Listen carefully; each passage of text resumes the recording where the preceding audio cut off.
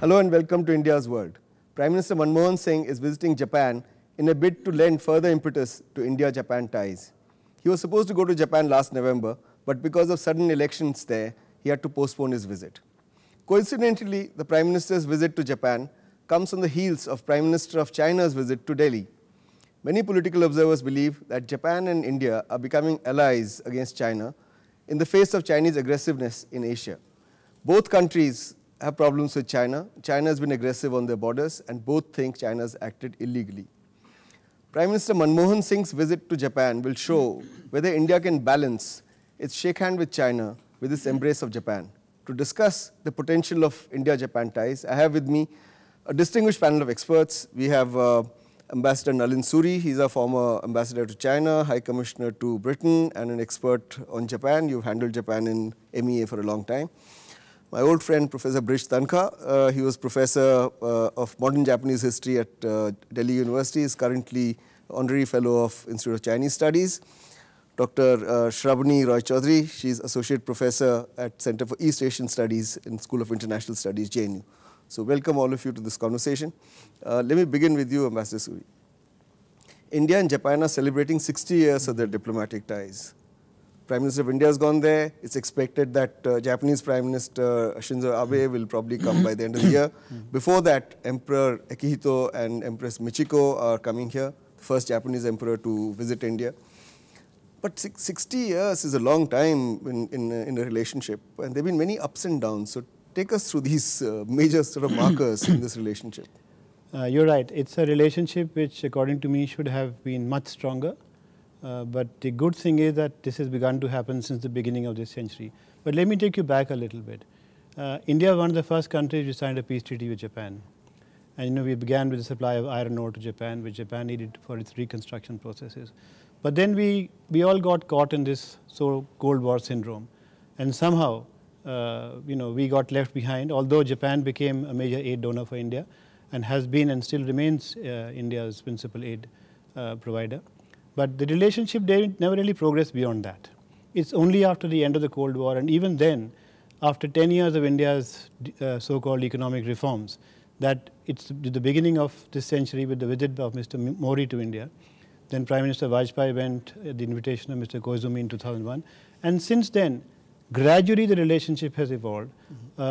It should have evolved much faster, as I said to you. But there are systems within Japan, systems within India, I think, which prevented this growth from taking place faster. But in the last 4 or 5 years, this has happened in a much more rapid manner. And with Mr. Abe's prime ministership, we expect that the pace will pick up even more. And hopefully we are seeing not just a change in the mindset of a couple of major Japanese leaders, but a change in the mindset of the entire Japanese system vis-à-vis better relations with India and developing a comprehensive partnership with India. Brij, I wanted to ask you, unlike Japan's other neighbors like South Korea, China, there are no negativities in India towards Japan.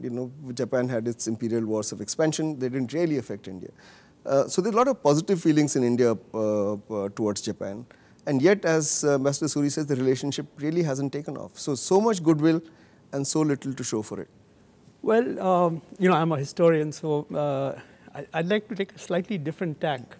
I won't go too far back, but if you just look from 47, from independence, there was not a question of negativities. It was actually very positive elements. Exactly. Nehru invited Japan to the Asian Relations Conference.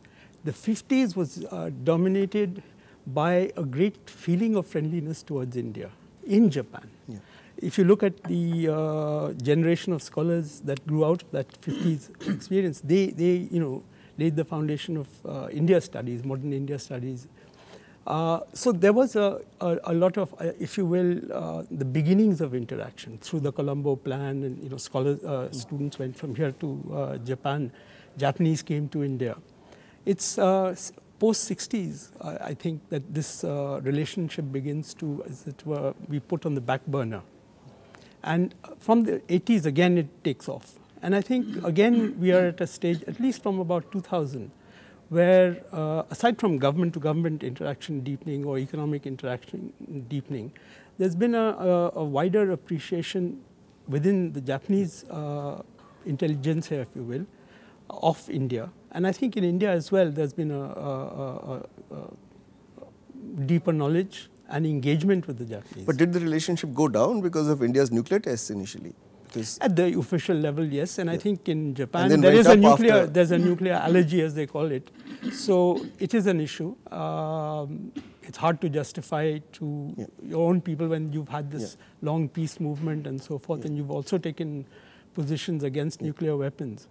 But that is also changing, I think, both within the government and within opinion-making circles. Dr. Choudhury, just as India has given up its doctrinaire non-alignment foreign policy, do you think Japan is also becoming more realistic in its foreign policy?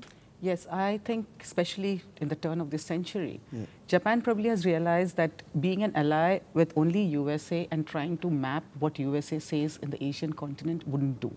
In fact, if you see Mori's visit, followed by the kind of interactions that we've had, Prime Minister Koizumi's and Abe's visit, and this confluence of Xi's commitment and etc. in the parliament, one sees a distinct move towards Japan trying to find a place for itself in the Asian community through multifaceted thing, bilateral relations, in working in the multilateral forum.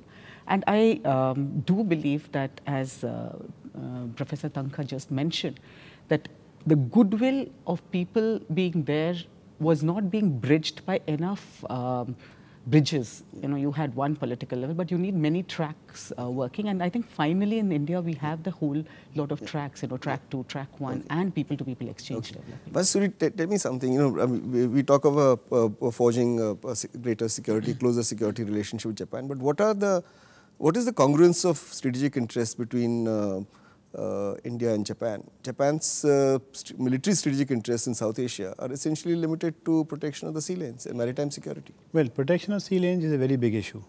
And I think collaboration on that will at some point become the principal security collaboration between India and Japan. And not just between India and Japan, but in India and Japan and other like-minded countries. Because ultimately what you need in the Asia Pacific is an open, transparent, inclusive security architecture, which is lacking at the moment. But you know, we've already had some good cooperation against piracy, for instance. We are beginning to have cooperation in cyber security. We are beginning to have cooperation against terrorism. Don't forget, we forget that Japan itself has been subject to terrorist attacks internally.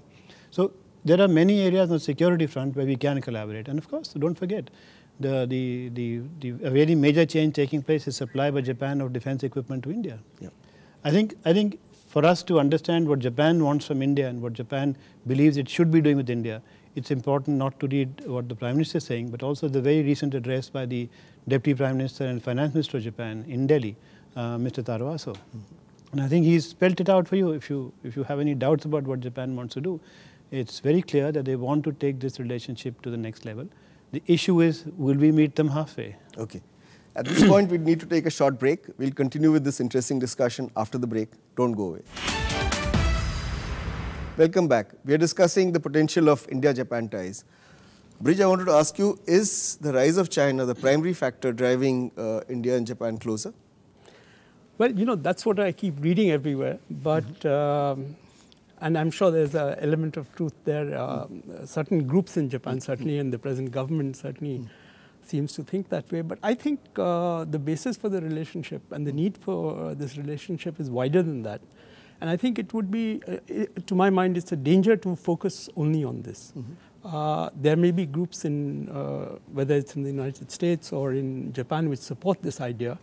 But I think if you look at the engagement that Japan has with its neighbors, China and South Korea, I think despite their rivalries and problems right now, for instance, they're deeply engaged. And I think we should keep that factor in mind and use the Japan connection to engage with our other East Asian neighbors, particularly China. Because, you know, if the economies are interdependent, so are publics, as it were. And the problems that we face are common. And, you know, we have to work together to solve them. Yeah. Professor Choudhury, to what extent is Japan's relationship, very special relationship with US, and India's growing ties with the United States, to what extent are these relationships impinging on India-Japan relationship? Are they facilitating it? Are they pushing it in a particular direction? Obviously, when Japan speaks, essentially it is always felt that US has doctored some amount of what it talks to any nation. But I think currently, if you look at the way Japan is progressing, and especially under the new prime ministership, though at the background, USA would have say, Japan is going to try to forge a slightly more independent policies with any of the Asian nations and India in particular. While I also feel that the hype of China being projected in the media as well as in certain quarters in all the three countries becomes a necessity to drive India-Japan relations. But India-Japan relations, one should not forget, has larger picture in process of the Indian Ocean region, the maritime, SLOC movement, the issue of the Asian SLOC is sea lines of communication. Sea lines of communication issue thing. So Japan would have to look at India beyond only look at towards containing China as is being often promoted. It would have to, India and Japan would have to make a kind of a partnership throughout the Asian community, and not to forget even Africa and the Middle East, so that it becomes a more of a region of peaceful coexistence and collaborative. Mr. Surie, is Japan facing a dilemma? On the one hand, because of the rise of China, it has to strengthen its military ties with the US. On the other hand, there's a great internal debate within Japan of sort of coming out of its pacifist cocoon. So, in this context, do you think that, as Professor Roy Choudhury is suggesting, that Japan is dealing with important Asian powers to wean itself away from US policies in the region, and that the growing relationship with India has to be seen in that context? I think we have to, there are obviously interlinkages, but I think I'll put it to you slightly differently. Yeah. Japan has the benefit of a security umbrella provided by the United States. Its security is guaranteed. And yet, Japan has armed forces which are amongst the most sophisticated in the world. Self-defense forces. So-called self-defense forces, which are now beginning to reach out. They are now participating in UN peacekeeping operations. Japan has its first overseas base post-Second World War in Djibouti. Japan spends, I think, Brij will correct me, but I think it's around 1% of their GDP on defense, which, given the size of their GDP, is far higher than what India spends on an armed force which is less than 1/4 the physical size of India's armed forces. They have the latest equipment. So it's not as if they are not in a position to defend themselves. It's just that I think because their constitutional provisions are such, they project their defense forces in a different way. Now, how do you take this forward? Japan obviously feels that in spite of all that it has done for the world, after all it has been one of the world's biggest aid donors, that it does not get the recognition that is due to it. And obviously there are younger elements which say that, we've paid the price for what we did in the Second World War. We have to move on. After all, Germany is now also a very respected member of the international community, is the heart of Europe. So why cannot Japan not again be the heart of Europe, or at least one of the two hearts or three hearts of Europe? So I think that kind of feeling exists. And there are, I think, elements which would want Japan to play not just a more independent and frontal role in foreign policy in Asia, but also to break out of the shackles of the post-Second World War constitution. Yeah.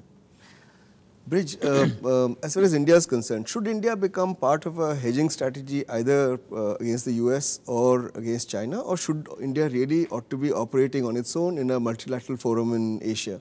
I mean, why should we be part of any trilateral, quadrilateral or whatever? We are part of a multinational framework. We are a rising power ourselves. So, why do we keep seeing ourselves as saying, oh, we will, align with Japan to contain China, or we'll cooperate with Australia and Japan to do this or that? Well, I mean, I would tend to agree with you.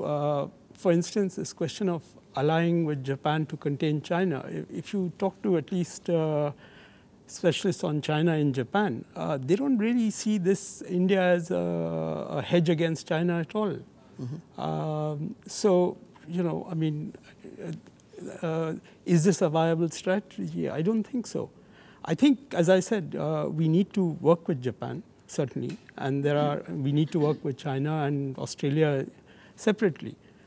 But I think by trying to work on a supposed alliance to contain China, we're pushing China in a certain direction, which we need not. And if you look at the Japanese and the American relationship, it's also not that simple.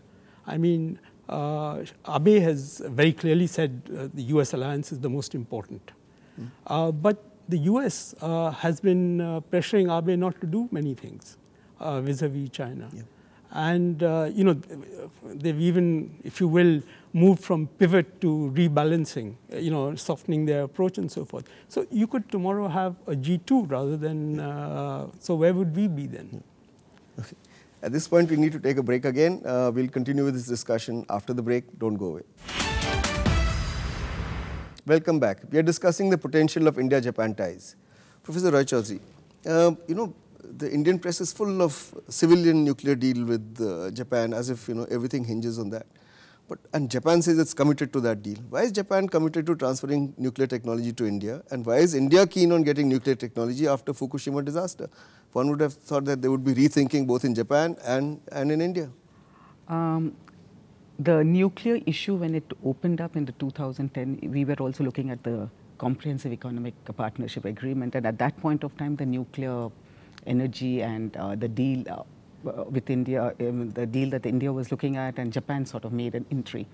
When Japan made an entry, there was, when you looked into the thing, you saw that the private sector of Japan, which was in the nuclear energy, they were essentially, many of them were backing many American and European outlets. So it was assumed that the technology of Japan was strong enough, and therefore it would be making its entry into India.